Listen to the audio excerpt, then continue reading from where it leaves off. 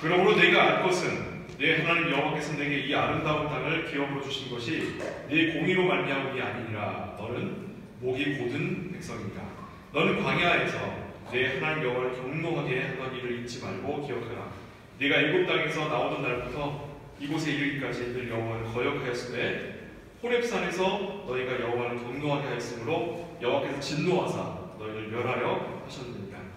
그때에 내가 돌판들 곧 여호와께서 너희와 세우신 언약의 돌판들을 받으려고 산에 올라가서 40주야를 산에 머물며 떡도 먹지 아니하고 물도 마시지 아니하였더니 여호와께서 두 돌판을 내게 주셨나니 그 돌판의 글은 하나님의 손으로 기록하신 것이요 너희 총회 날에 여호와께서 산상 불 가운데서 너희에게 이르신 모든 말씀이니라.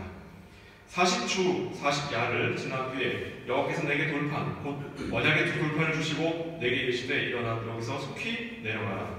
네가 애국에서 인도하여 낸 내 백성이 스스로 부패하여 내가 그들에게 명령한 돌을 속히 떠나 자기를 위하여 우상을 부어 만들었느니라. 여호와께서 또 내게 말씀하여 이르시되 내가 이 백성을 보았노라. 보라, 이는 목이 곧은 백성이니라. 나를 막지 말라. 내가 그들을 멸하여 그들의 이름을 천하에서 없애고 너를 그들보다 강대한 나라가 되게 하리라 하시고 내가 돌이켜 산에서 내려오는데 산에는 불이 붙었고 언약의 두 돌판은 내 두 손에 있었느니라.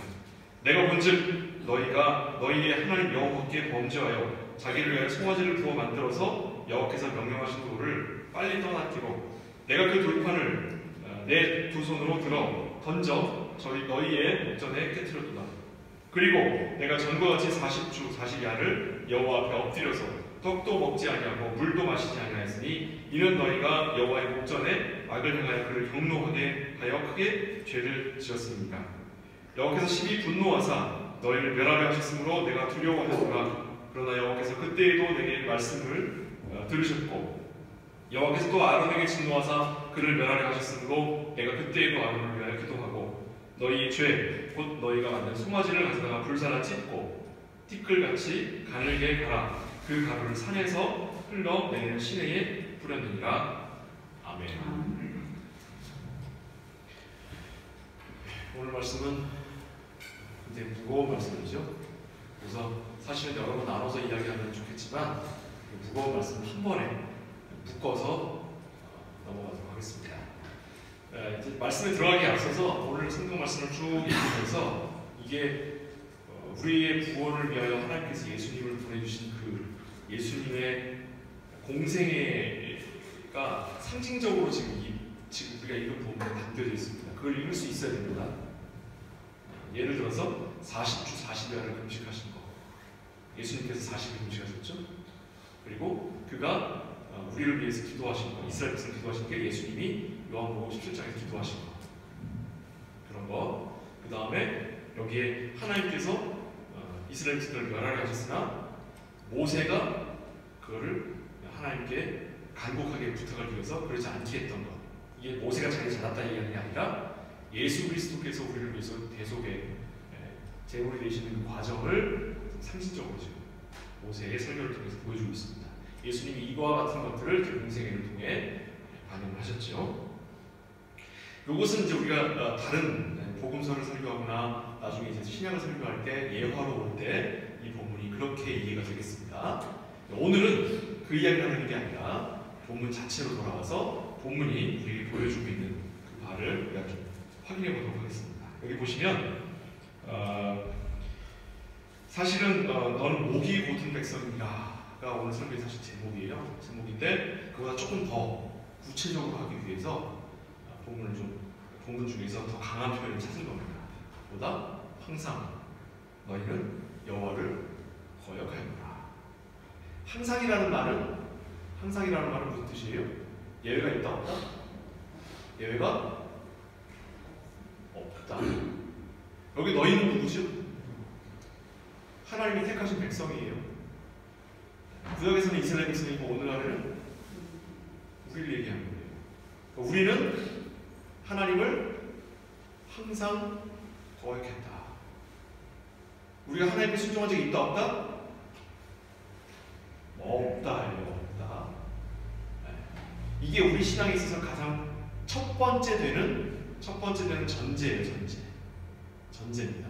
결과가 아니라 우리 하나님이 우리를 구원하시는 모든 구원의 경륜을 설명할 때, 이코노미 케이스를 설명할 때, 이코노미시의 게슈히테 설명할 때 가장 먼저 되는 전제예요.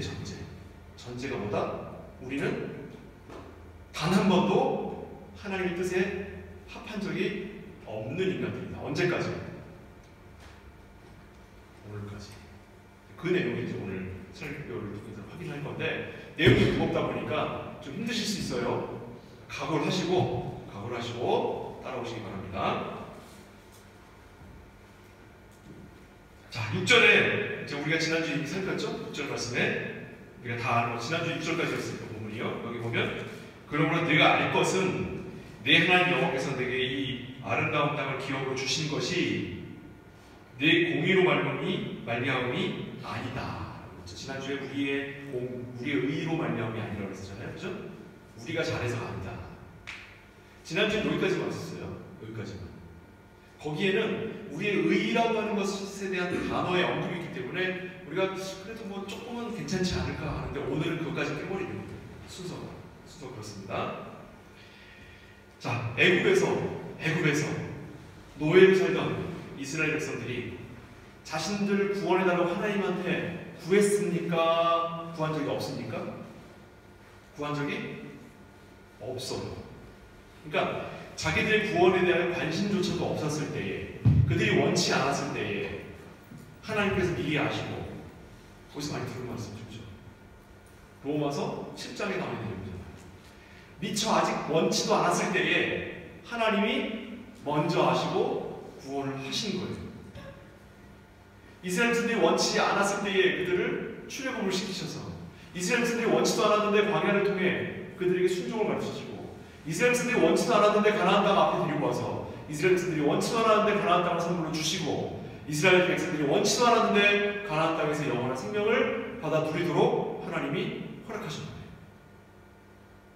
자, 이것을 모든 복음의 내용이 끝나고 난 다음에는 이것이 하나님의 은혜이며 하나님의 사랑이죠. 왜? 우리가 원치도 않았는데, 원하기도 전부터 이미 하나님께서 우리의 필요를 아시고 이렇게 가는 거예요. 그렇죠? 그런데 이 백성들이 원망을 할 때는 어떻게 나가는지 아세요? 원망을 할 땐 내가 언제 구원해달라고 했어요? 내가 언제 구원해달라고 했어요? 내가 언제 순종 가르쳐달라고 했어요? 내가 언제 가나안 땅 달라고 했어요? 자기가 그래놓고서 왜 나한테 책임을 지는 거야? 왜? 이렇게 나오는 거예요. 요게 뭐다? 요게 불신앙이 자라서 불순종으로 가는 원리예요. 원리.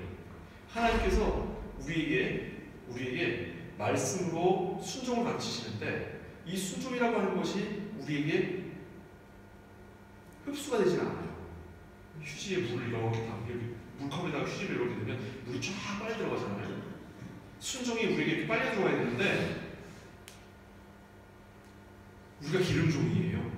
죄라고 하는 기름으로 우리가 이미 젖어 있어. 근데 물에다 넣으면 이 종이의 기름이 사라지고 물이 빨아들여집니까? 절대로 그런 일 없죠. 그렇죠? 이와 같은 상황이죠. 그래서 13절에 보십시다. 9장 13절에 여호와께서 또 내게 말씀하여 이르시되 내가 이 백성을 보았노라. 보라, 이는 목이 곧은 백성이다. 이건 기름에 쩔어 물을 단 한 방울도 빨아들이지 못하는 인간들이다. 이런 뜻이에요. 목이 곧은 백성이다. 목이 곧다는 말은 몇 가지로 생각해 볼 수 있죠. 무슨 뜻일까요? 목이 곧다는 말은 처음은 교만하다는 뜻이겠죠. 그죠? 교만하다는 뜻이겠어요. 교만이 뭐냐? 교만이라고 하는 건 난 다 알아. 이런 거예요. 그죠? 우리가 막 뭐에 대해서 얘기하면서 어머 그럴 수가 있어 이렇게 얘기하는 사람도 있지만, 옆에서는 다 이게 목이 곧은 거예요. 첫 번째 목이 곧은 건 다 그런 겁니다. 또 그 다음에 목이 곧다라고 하는 말은 무언가 새로운 것이 들어올 때 그것을 받아들일 마음이 없다는 거죠. 그럴 생각이 없는 거예요. 목이 곧다는 거죠.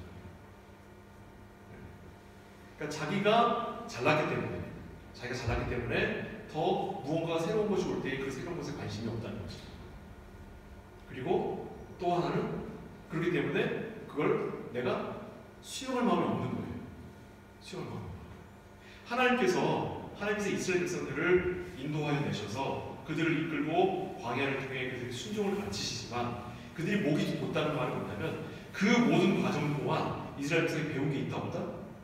배운 게 없다는 거예요. 왜? 배우고 싶어 하지 않았으니까. 배울 마음이 없으니까. 관심이 없으니까. 지금 누구 얘기하는 거예요? 우리 얘기하는 거 아니에요. 이스라엘 백성 얘기하는 거예요. 막 찔려하면 안 돼.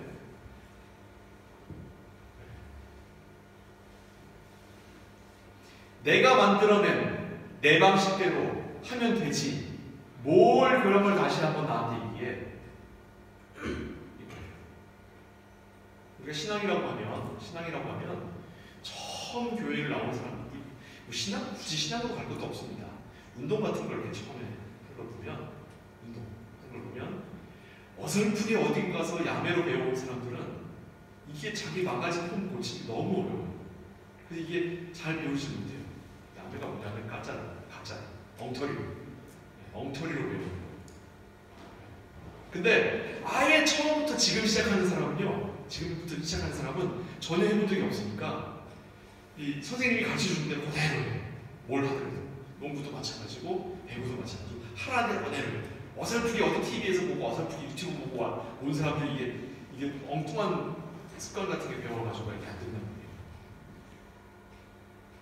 우리가 딱 그래요. 우리가 어설프게 어디서 신앙이라고 하는 걸 주워 들어가지고 성경을 진심으로 읽어보기 전에 어디에서 들은 풍어는 많아가지고 엉터리로 잘못된 습관이 되어버려요.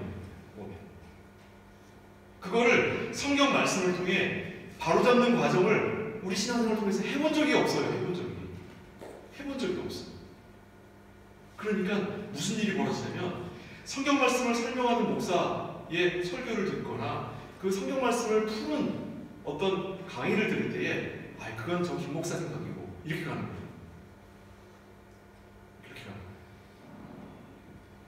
지금 성경을 읽고 성경을 풀고 있잖아요. 성경을 해석하고 있잖아요. 제 생각이 아니라 성경이 이렇게 얘기하고 있다고 얘기를 하는데 우리 김 목사님 생각이 틀려먹었어. 이렇게 가는 거예요. 왜? 뭘 기준으로?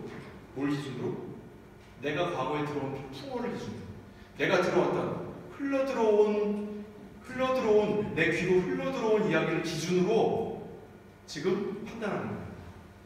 이거 어디서 들어왔는지 몰라. 몰라요. 이게 굉장히 무서운 겁니다. 사실 우리 신앙에서.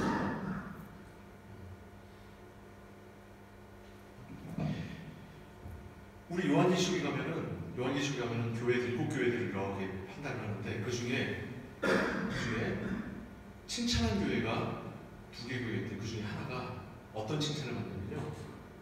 어떤 말씀을 들으면 그 말씀이 과연 그러한가 깊이 상고하여 보았다. 깊이 상고하여 보았다. 과연 그런가? 김목사 설교도 마찬가지예요. 여러분들이 저로부터 설교를 듣게 되면 김목사가 거짓말하는 건가 진심을 얘기하는 건가 깊이 상고해 보셔야 돼요. 그 과정이 있지 않고서는 우리는 얼른 옛날로 돌아가 버려요. 제가 지난번에 옛날에 한번 얘기한 적이 있는데 제가 대학교 1학년을 딱 들어가가지고 대학생활을 하면서 우리가 대학 모여가지고 토론하는 주제가 뭐냐면 술, 담배를 해도 되느냐, 그리스도인이 술, 담배를 해도 되느냐. 그러니까 모여가지고 매일 1년, 2년 모여가지고 매일 그게 우리 화제였어요. 술, 담배 해도 되느냐, 주처 문제를 우리가 어떻게 할 수 있느냐, 이 문제가. 그래서 결론이 난 게 뭐였냐면 이게 우리가 율법적으로 하면 된다, 하면 안 된다 이렇게 할 게 아니라 하나님의 은혜에 맡겨야 하는 것이지. 어떤 사람이 있어요. 예를 들어 마약하던 사람이 있어서 담배 피는 건 그는 선함으로 갔잖아요. 수술받기 위해서 그가 마약을 치료받는 거, 진통제가 다 마약입니다. 마약을 치료받는 거, 이거 선함이잖아요. 그러니까 그거 술과 마약과 담배라고 하는 것 자체가 악한 게 아니라 우리가 그것을 악하게 사용할 것인가 선하게 사용할 것인가에 관한 문제로 두어야 한다. 이런 식으로 이제 우리 논쟁이 이제 열매를 맺어가기 시작했었어요. 이제 2학년쯤 됐을 때. 그리고 이제 그 다음에 우리 3학년이 되면서 1학년 때 올라왔어요. 제 동생이 이제 저보다 2년 전에 1학년에 올라왔다는 거죠. 하루는 동생을 앉혀놓고 물어봤어요. 제가. 우리는 1학년 때 화제거리였으니까 니네는 어떻게 생각하나 물어보려고 동생한테 야, 너 술, 담배 해도 되니? 막 물어봤더니 동생이 뭐라고 선배님 해도 된다는데? 해도 된다는데? 이렇게 얘기해요. 자, 우리가 술, 담배 해도 된다는 결론이 난 거예요? 술, 담배 하면 안 된다고 결론이 난 거예요? 아니죠. 그 행간에 많은 논쟁과 많은 대화들을 통해 메꿔져 있단 말이에요. 그런데 이걸 다 띄워버리고 그 결과만 탁 달라는 거지. 결과만 받게 되면 이런 모양이에요. 우리가 토론의 시작이 뭐냐면 율법주의를 거절하기 위해서였어요. 덮어놓고 술담배 못하는 것에 대해서 거절하기 위해 우리가 논의를 거쳐 이 죄의 책임은 우리에게 있을 뿐 그 자체에 있지 않다라고 하는 것을 우리가 결론을 냈는데, 우리 결론을 듣는 바로 그 다음 사람은 다시 이걸 율법으로 받아요. 얼마나 무섭습니까? 신앙이라고 하는 것이요, 우리의 고민과 우리의 깊은 상고가 있지 않고서는 이와 같은 모습의 반복일 뿐이에요. 남들이 다 해놓은 걸 갖다가 받는 방식은 그건 우리를 멸망의 길로 끌고 갈 뿐이라고요. 이리로 또 김 목사님이 술, 담배 해도 된다고 그랬어요. 이리로 또 어디 가서 그렇게 이래도.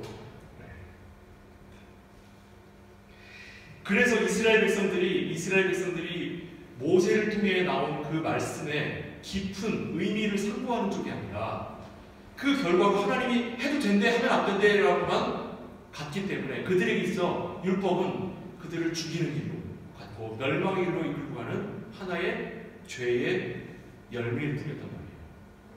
율법은 어찌됐든 간에 그것을 도구적으로만 사용했을 때에는 그건 죄로 결론을 낼 수밖에 없기 때문에 이스라엘 백성들을 죄의 노예로 삼는 뿐이에요.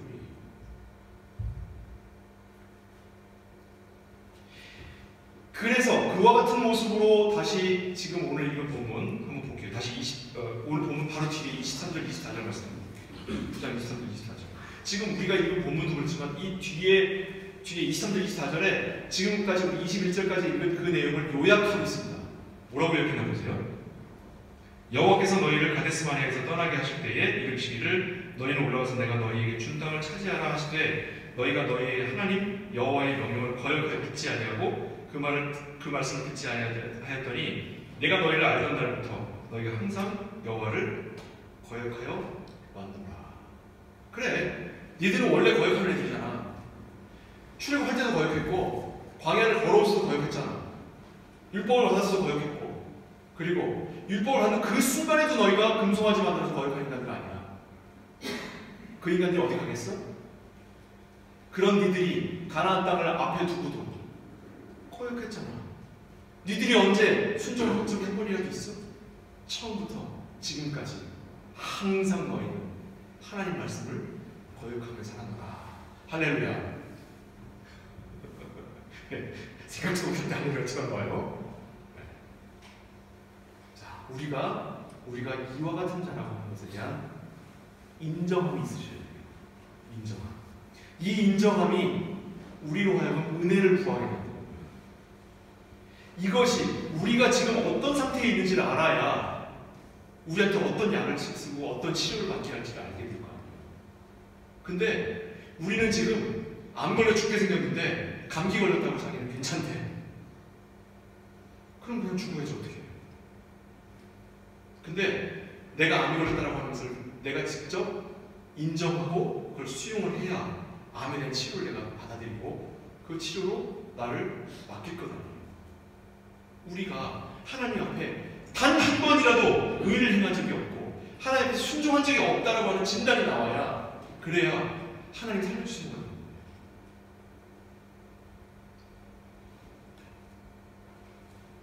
그러면 우리의 불신앙은 언제 저지르고 우리는 언제 또 순종했습니까? 뭐 이미 답이 나와있죠. 항상이에요. 오늘 우리 본문 안에서 7절에 나와 있습니다. 7절에도 너는 광야에서 내 하나님 여호와를 경노하게 하는 일을 잊지 말고 기억하라. 내가 애굽 땅에서 나온 날부터 이곳에 이르기까지 늘 여호와를 거역하였습니다. 몇 번을 반복하는지 모르겠어요. 이 같은 이 말씀 몇 번. 자, 그래서 이스라엘 백성들이 광야에 있으면서 십계명을 받던 그 순간에 이스라엘 백성들이 한 행동을 한번 다시 한번 들어보십시다. 모세가 율법을 받으러 하나님을 만나러 시내 산에 올라가요. 딴 때도 아니에요. 그냥 일상생활 할 때도 아니고 무슨 전쟁을 하는 어떤 어려움의 기간도 아니에요. 가장 거룩한 순간이에요. 가장 거룩한 순간. 하나님을 만나는 가장 거룩한 순간에 이스라엘 백성들이 뭔 짓을 해요? 금송아지 만나요. 꼭 기억하시기 바랍니다. 우리에게 있어서 가장 거룩하고 가장 신령하며 가장 신성한 그때가 우리가 곧 죄를 짓는 때다. 할렐루야. 예, 꼭 기억하시기 바랍니다. 우리는 내가 죄인이고 나 큰일 났다, 나 어떡하지 할 때에는요, 우리는 하나님께서 뜻하시는 바대로 하나님을 찾아요. 하나님밖에 방법이 없다고 여길 때, 나 자신이 끔찍한 일을 경험하게 될 때 하나님을 찾아요. 근데 내가 이 정도면 하나님의 은혜를 맛본 것이고 이 정도면 하나님의 영광을 참여한 거지 할 때에 바로 우리는 무엇을 하게 되면 교만한 거지. 목이 곧아집니다. 그래서 간증이라고 하는 거 함부로 하지 마시고, 간증이라고 하는 거 들으려고 하지 마시고, 간증하는 사람에게 박수 쳐주지 마세요. 이건 목이 곧게 만드는 데 있어서 공범자가 되는 거예요. 공범이에요. 교회 나쁜 습관입니다. 나쁜 습관이에요. 우리는 드라마를 좋아하고 이야기를 좋아하기 때문에 남이 신앙생활하면서 받은 은혜의 이야기를 들으면서 쾌감을 느끼죠. 그 카타르시스를 느끼잖아요. 그 오르가즘이에요. 종교적 오르가즘이 아니에요. 육체적 오르가즘하고 똑같은 거예요. 그런데 마음 뺏기지 마세요. 진정한 카타르시스는 어디서 와야 되냐면 하나님의 말씀을 들으면서 그 행간으로부터 채워지는 그 은혜가 나를 움직일 때에 거기에서 오는 카타르시스가 우리 신앙이지, 남이 어떻게 해서 하나님의 은혜를 받았다라고 하는 그런 이야기 들으면서 우리가 대리만족하는 거는요, 그거는 아무것도 아닌 거예요. 그거는 아이시아 먹으면서 여기서 찌릿한 질 쏟아져 나오는 거랑 똑같은 거예요. 신거 먹으면 막 레몬 짝고 하면 여기서 찌릿 하면서 뭔가 이렇게 하면서 이렇게 쾌감 있잖아요. 그것 이상이 아무것도 아니에요. 이스라엘 백성들이 시내산에서 모세가 이제 율법을 받으러 산에 올라갔단 말이죠. 거기 10계명만 받은 게 아닙니다. 모든 율법을 다 받았어요. 모세가 올라가서. 모세가 받는 동안에 모세가 40일 동안 올라갔다고 내려온 거는 우리만 알지 이스라엘 백성들은 몰랐어요. 며칠이었는지. 그러니까 모세가 받으러 올라갔는데 몇 날 며칠도 안 내려오는 거예요. 이 시내산은 돌산이라 물도 없고 뭐 먹을 것도 없어요. 산에.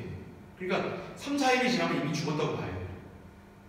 10일, 20일, 30일 이렇게 지나가니까 아래 이스라엘 백성들이 겁이 나면서. 왜 겁이 납니까? 지금 이스라엘 백성들이 됐다고 여러분 생각을 한번 해보세요. 하나님 직접 본 적 없고 하나님 목소리 들은 적 없는데 앞에 누군가가 저기 할아버지 한 명이 하나님이 이끌어가신다고 해서 우리가 우와 하고 따라오고 있어요. 그래서 저 사람이 막 했는데 저 앞에 소리가 나. 와 하고 가는데 따라갔다 보니까 바다 가운데 가고 있는 거예요. 지금 내가. 네?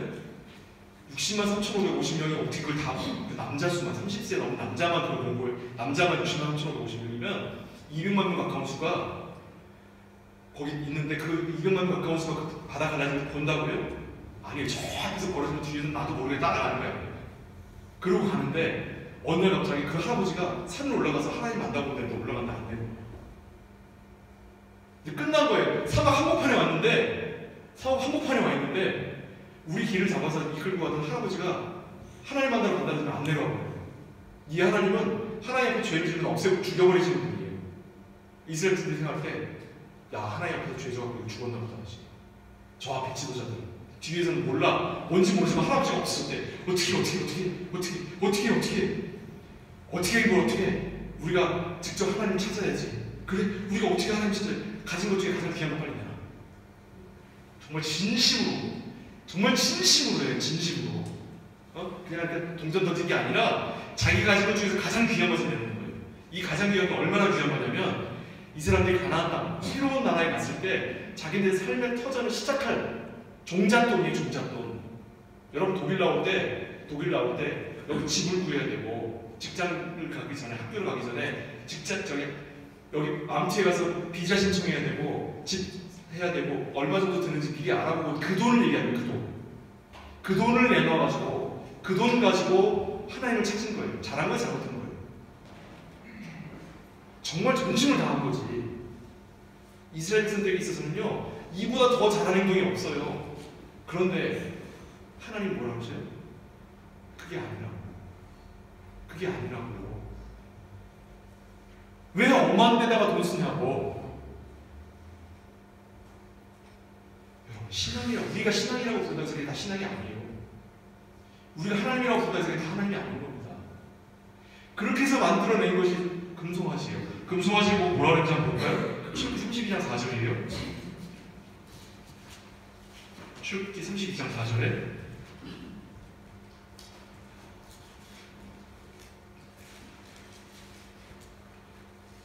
여기서 이제 앞으로 금고리나 금목걸이 이런 말 나오면 다 종잣돈으로 생각하셔야 돼요. 4절에 아론이 zweite Moses Kapitel 32 Verse 4. 자, 아론이 그들의 손에서 금고리를 받아 부어서 이건요 자신들의 생명줄을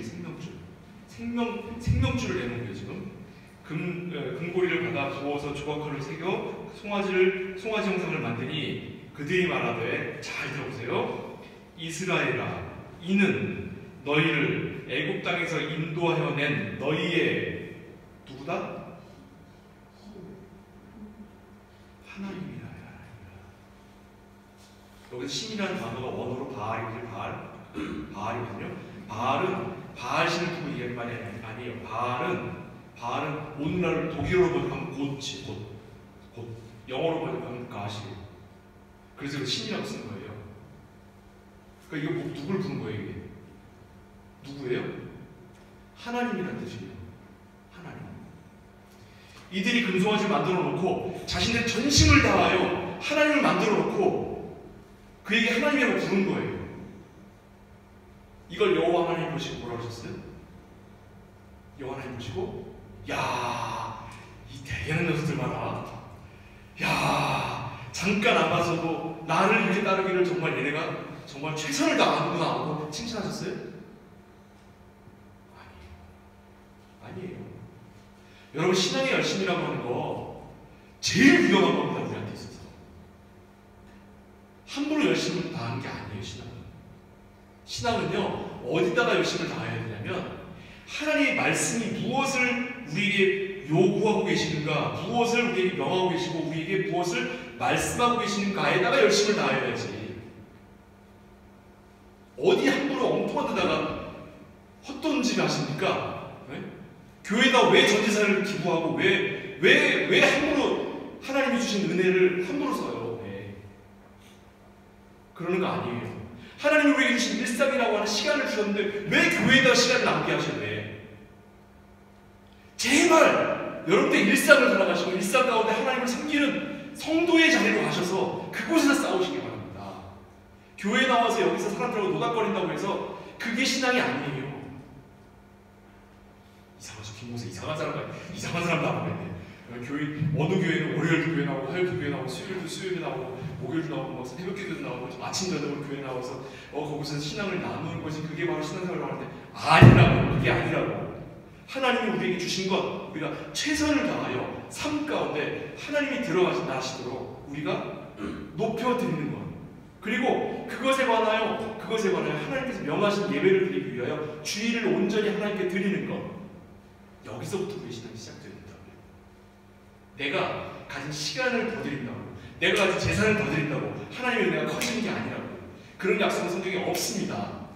오히려 내가 일상이라고 부르는 시간, 내가 나를 위해서 보내는 시간이라고 하고 여기는 그 시간을 온전히 하나님께 다 드려야 돼요. 그건 교회에 나온 걸로 드리는 게 아니라 내가 하나님과 함께 동행하며 살아감으로 드리는 거예요.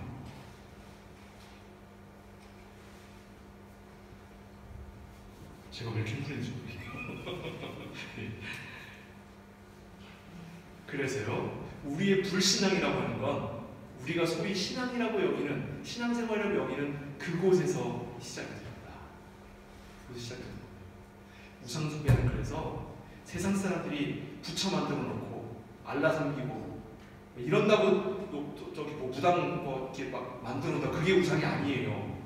우상은 뭐냐면 우리가 하나님이라고 부르는데 그 하나님이 성경에 나오는 여호와 하나님이 아닌 분을 하나님이라고 부르는, 이게 우상이에요. 이게 우상이에요. 그러니까 제발 엄한 데 가서 뭐 무슨 밝기? 뭐 저기 옛날 한동안 뉴스에 나왔어요. 서울에 공사 가서 무슨 밝기 한다고 하잖아요. 이렇게 돌면서 거기서 기도하고. 그래서 다 갖다 잡아다가 다 감옥에 넣어버리는, 그건 신앙의 신자도 모르는 사람들이에요.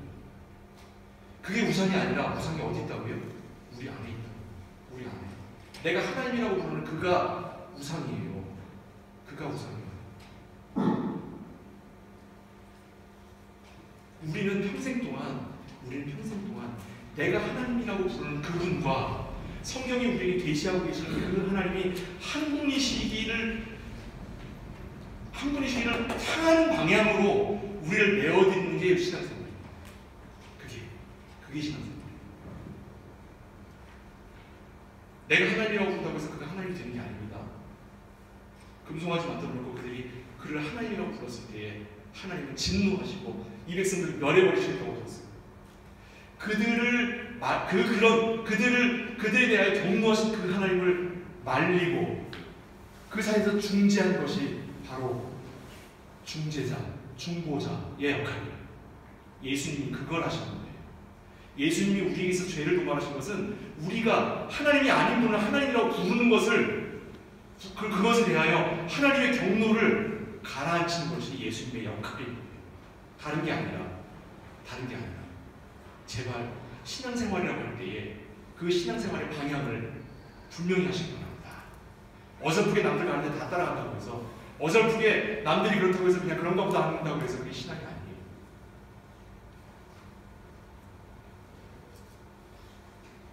6절입니다.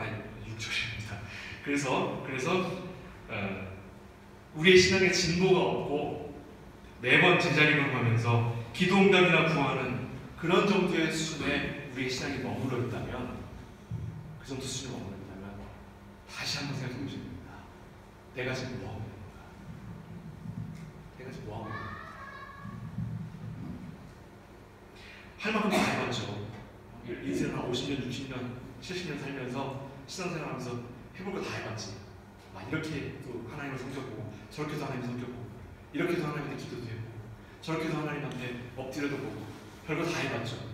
근데 왜 신앙에는 진보 없이 맨날 제자리 걸면서 일뿐일까요? 왜 예수님이 이렇게 어렵게만 할까요? 왜? 나는 정말 선량한 마음으로 교회에 출석했고, 선량한 마음으로 목사님한테 잘하려고 했고, 선량한 마음으로 그 교회를 위하여 내가 4시간도 쪼개가면서 피곤한데도 불구하고 주일날 와서 졸아가면서 앉아가지고 설교를 들으면서 또 내가 애써서 벌어들인 그 돈의 10분의 1을 11조라고 내어드리는 거에 대해서 아까운 적 한 번도 없는데 왜 하나님들 나보다 한 걸음 떨어져 계실까? 왜 그럴까요? 내가 그 한 걸음을 좁히는데 관심이 없어서 그런 거예요. 내가 관심이 없어서. 하나님한테 문제가 있는 게 아니라 나한테 문제가 있는 거예요. 내가 하나님께 가까이 가는 것에 대한 관심이 없기 때문에. 어떻게 해야 내가 하나님께 가까이 갈 수 있다고요? 뭐라 그런지 알아야지.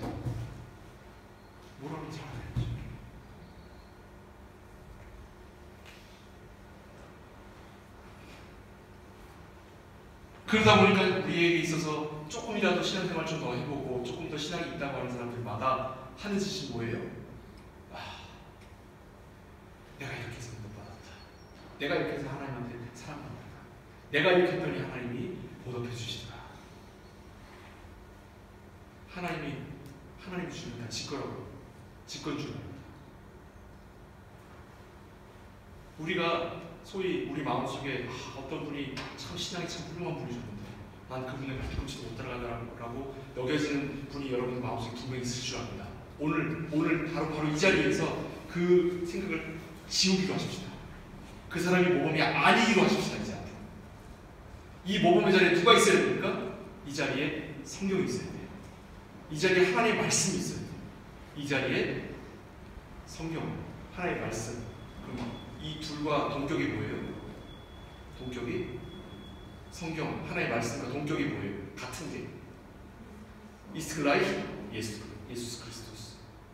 예수님 자신을 모시죠. 예수님을 모신다라고 하는 거예요. 예수님을 모신다라고 하는 건 어머 어떻게 2000년 전에 나를 위해서 피 흘려 죽으셨어. 이게 아니에요. 예수님 모신 게 그게 아니에요. 예수님 모신다라고 하는 건 말씀이신 예수 그리스도를 내가 모시는 거고 말씀으로써 그를 내가 신뢰하는 거예요. 전적으로 신뢰한다는 말은 나를 내어주는 거예요. 내어주는 거예요. 우리 아들이 운전하면 제가 이렇게 앉아있는데 자꾸 불안한 마음이 생겨요. 뭐 이런단 말이죠. 왜? 못 믿으니까. 근데 반대로 제가 운전하면 애들이 자요. 왜 잘 수 있어요? 애들이 믿음 나보다. 우리 하나님이 운전하신 차에 탔으면 우리가 잠을 잘 수 있어야 돼. 그 정도의 믿음이 있어야 됩니다. 그 정도의 믿음.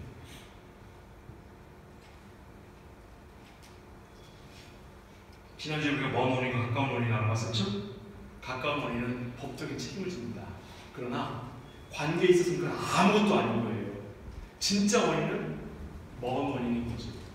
하나님이 우리의 삶과 우리의 신앙과 우리가 삶을 통해서 겪게 되는 모든 일이 있어 먼 원인으로 계시다는 말은 하나님은 우리의 아버지로서 나를 하나님께 조금이라도 더 가깝게 끌고 가시기 위하여 내게 주시는 하나님의 은총이라는 거예요.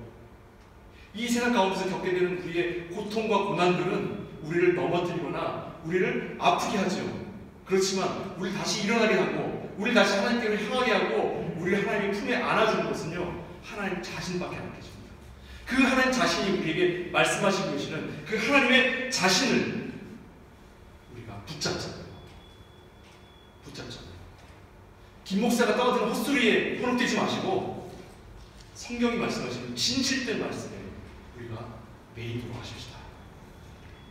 이제 할렐루야 되겠죠? 할렐루야? 네. 신앙과 불신앙의 원인도 마찬가지로 책임은 내게 있으나 그 근원적인 시작과 끝은 하나님께 있습니다.